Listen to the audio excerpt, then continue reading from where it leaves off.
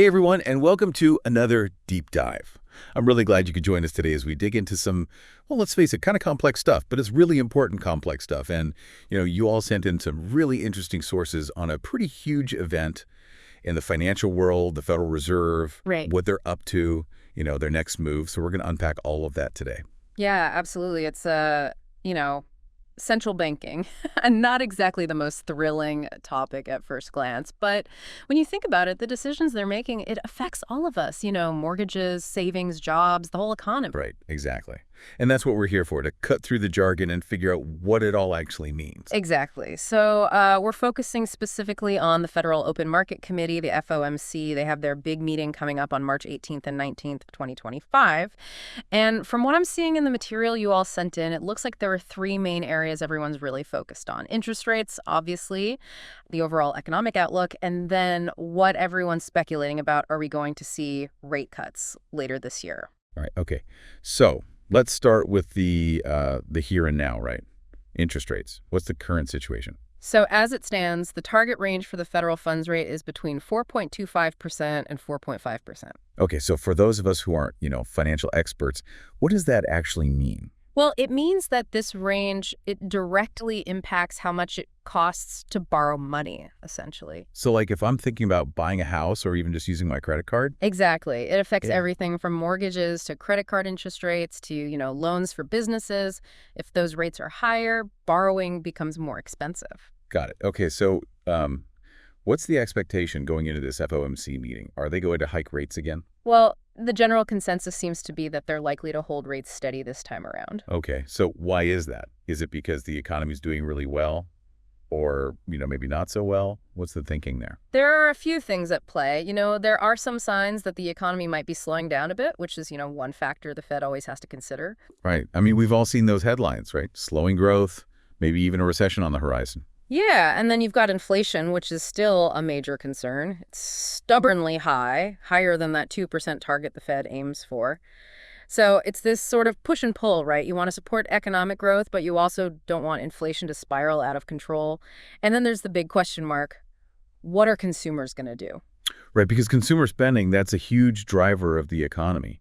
If people are nervous about the future and start cutting back, that could really slow things down. Exactly. So it seems like the Fed is taking a wait-and-see approach right now. They're holding rates steady, gathering more data, and trying to get a clearer picture of where things are headed before making any big moves. Okay, that makes sense. So no immediate rate hikes. But what about the opposite? What about rate cuts? Because some of the stuff you sent in there was a lot of talk about that.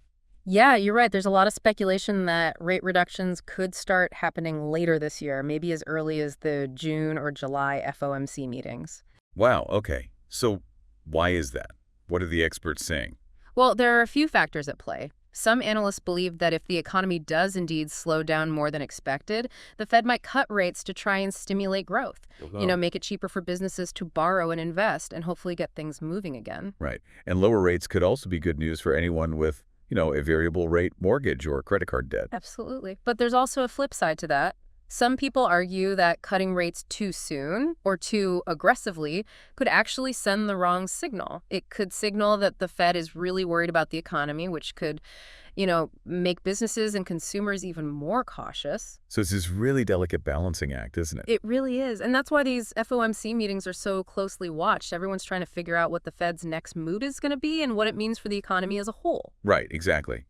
Now, one other thing I wanted to touch on, one of the sources you all sent in mentioned something about a review of the Fed's monetary policy framework.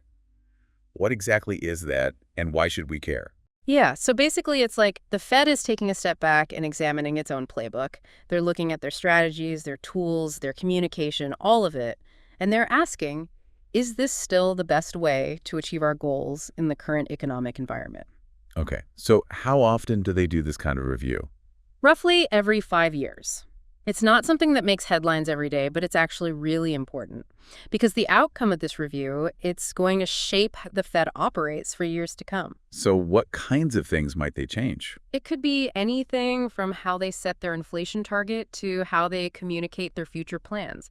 They might even be looking at new ways to respond to economic shocks, like a sudden recession or a financial crisis. Right, because the world is constantly changing. The economy is always evolving. Exactly. So the Fed has to adapt, too. They need to make sure they have the right tools and strategies to navigate whatever challenges might lie ahead. Okay, so this review, it's a big deal, Yeah. even if it's not something we're all talking about every day.